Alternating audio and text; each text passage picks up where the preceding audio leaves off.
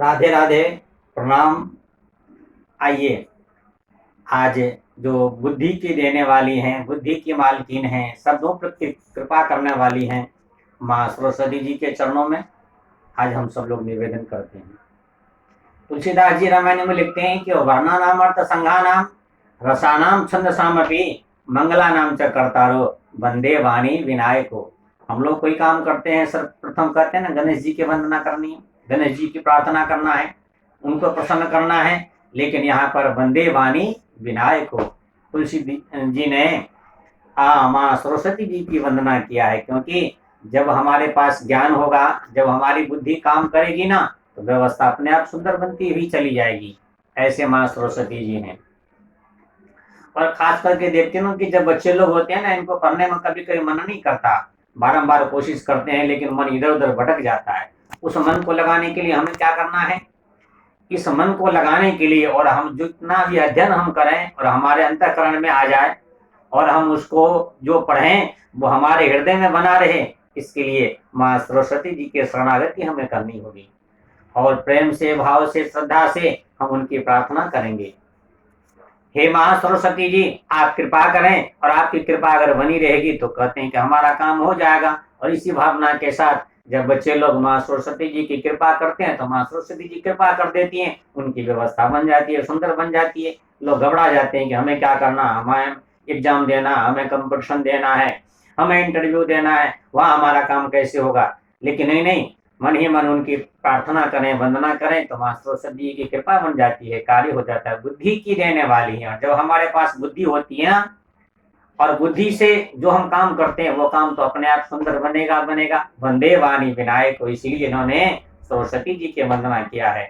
पाणिनि जी जो संस्कृत के विद्वान हुए, आचार्य हुए, उन्होंने लघु सिद्धांत कौमुदी नाम का, क्या नाम है, ग्रंथ जब लिखा तो कहते हैं कि लघु सिद्धांत कौमुदी सरस्वती जी की वंदना किया कि हे माँ भगवती, आप कृपा करें, हम आपके शरणागति हैं और हम आपके शरणागति में आए और ये काम हम करने के लिए जा रहे हैं। नत्वाम सरस्वतीम देवीम शुद्धाम गुणनाम करोमि हम पाणनीय प्रवेशाय लघु सिद्धांत कौमुदीम। और कहते हैं कि उनकी शरणागति लेकर के उन्होंने कार्य किया तो कार्य बड़ा सुंदर बन गया, हो गया। ऐसे माँ सरस्वती जी हैं। अयोध्या के अंदर एक घटना घटी, सब लोग जानते हैं, प्रसिद्ध रामायण में कथा है। जब राम जी का राज्याभिषेक होने लग गया, उस समय कहते हैं कि देवता लोग घबराए कि अब क्या होगा। भगवान का अवतार तो इन राक्षसों को संहार करने के लिए हुआ था ना, और वो भगवान राज सिंहासन पर बैठ जाएंगे, फिर पता नहीं कब व्यवस्था बनेगी, कैसे बनेगी, और ये राक्षस लोग तो ऐसे रह जाएंगे, हम सब देवता वैसे इनसे भयभीत बने रहेंगे। विचार किया क्या किया जाए, और सबने मिलकर के निर्णय लिया, ये काम माँ सरस्वती जी कर सकती हैं।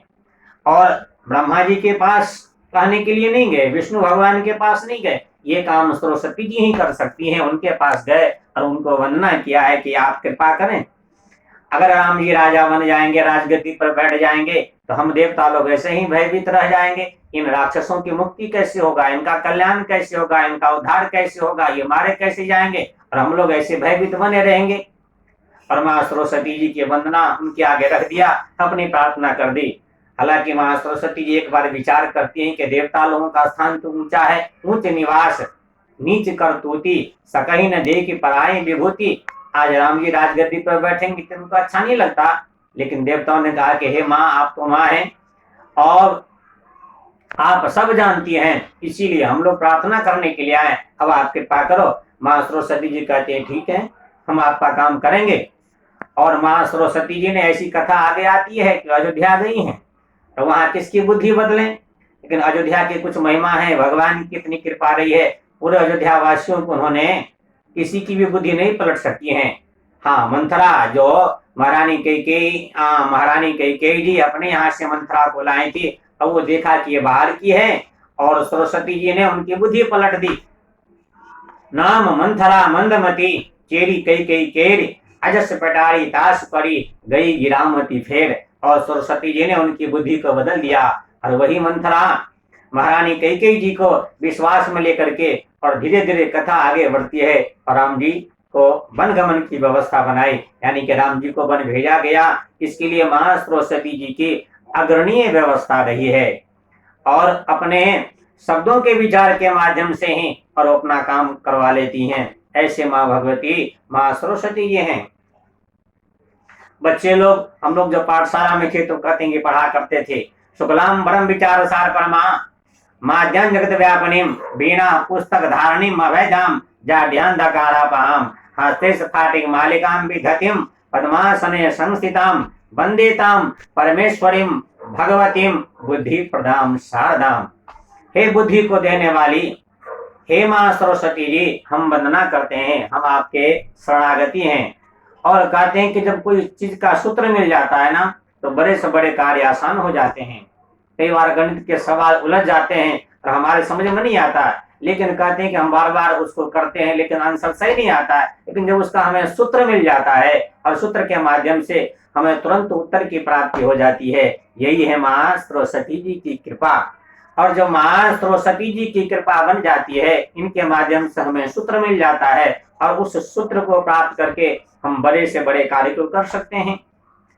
समाज में, जगत में, राष्ट्र में जहां भी जाएं, कहते हैं कि वहां पर हमारी कौशलता को देखी जाती है, कुशलता को देखी जाती है। उससे क्या, बोलने का शिष्टाचार कैसा है और बोलने के ऊपर तो सारी व्यवस्था बनी हुई है, हमारा बोलने का व्यवहार कैसा है।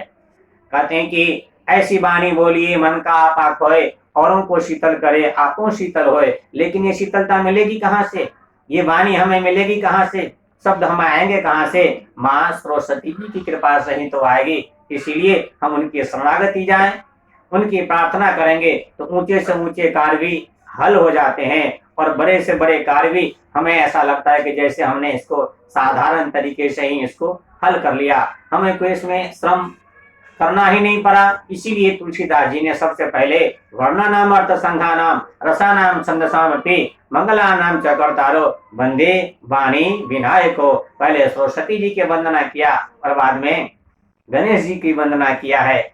आप दोनों ही मिलकर के हमारे ऊपर कृपा करें, लेकिन पहली वंदना सरस्वती जी की हुई है।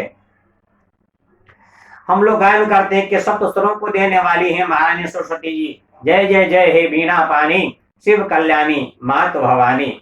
सप्त स्वरों की तू महारानी, वेदों ने भी महिमा न जानी। आपकी महिमा को वेद भी नहीं गान कर सकते हैं। और उनकी सामर्थ्य क्या है, वेद भगवान, चार वेद है ना, सामवेद, ऋग्वेद, यजुर्वेद, अथर्ववेद, चारों वेदों में भगवान की महिमा गायन की गई है। चारों ही वेद भगवान की स्तुति करते हैं।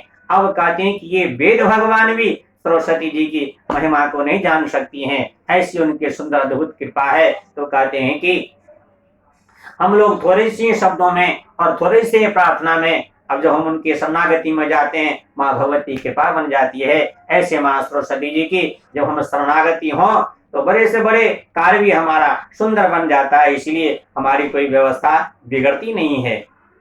एक बार कहते हैं कि ब्रह्मा जी के दरबार में ऐसी व्यवस्था बनाई गई कि सबको भोजन के लिए बुलाया गया, दैत्यों को बुलाया गया और देवताओं को बुलाया गया। ब्रह्मा जी का दरबार है, बड़ा सुंदर दरबार है। आज हमारी इच्छा है हम दैत्यों को भी भोजन कराएं और देवताओं को भी भोजन कराएं।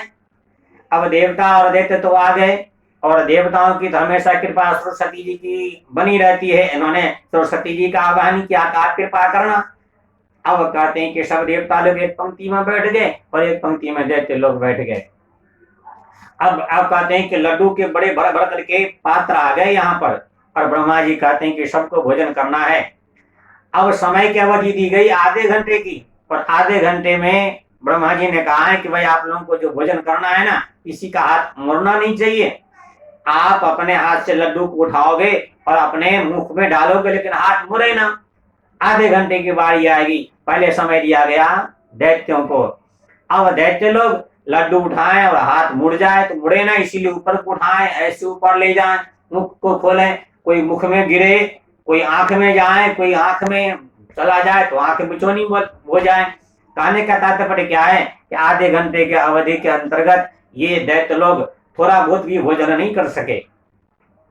अब बारी आई देवताओं की। देवता लोग पहले सरस्वती माँ की शरणागति हो चुके हैं, ये बुद्धि के प्रखर हैं। अब कहते हैं कि देवता लोग दो पंक्ति में बैठ गए और बीच में लड्डू का परात रखा गया और उसमें से लड्डू उठाते हैं और सामने वाले को वो खिला देते हैं और सामने वाले अपने सामने वाले को खिला देते हैं। किसी का हाथ मुड़ता नहीं और सबने भरपेट भोजन किया है। ये होती है बुद्धि की प्रखर व्यवस्था। उतने ही समय के अंतर्गत देवता लोग नहीं भोजन कर सके और उतने ही समय के अंतर्गत दैत्य लोग पहले तृप्त नहीं हो सके और उतने ही समय के अंतर्गत देवता लोग तृप्त हो गए। ये होती है बुद्धि। और जब हमारी बुद्धि प्रखर होती है, हमारी बुद्धि अच्छे ढंग से कार्य करती है, हमारी बुद्धि की निर्मलता बनती है और तब हम बड़े से बड़े कार्य यानी कि उसको हल कर लेते हैं। थोड़े ही समय के अंतर्गत वो हमारा कार्य बन जाता है। इसीलिए अभी भी कहावत है ना कि कोई काम करना होता है उसके लिए कहते हैं कि भाई जो समझदार व्यक्ति हो उससे पहले बोलो कि जाकर के बातचीत बोले कराए। क्यों? क्योंकि उसकी बुद्धि अच्छी है।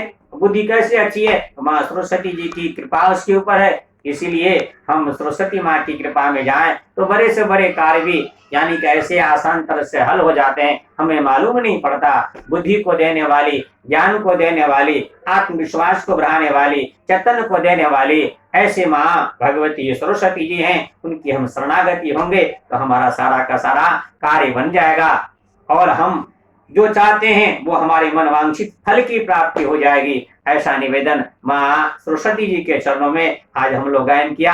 आज इतना ही, कल इसके बाद और व्यवस्था बनाएंगे। राधे राधे।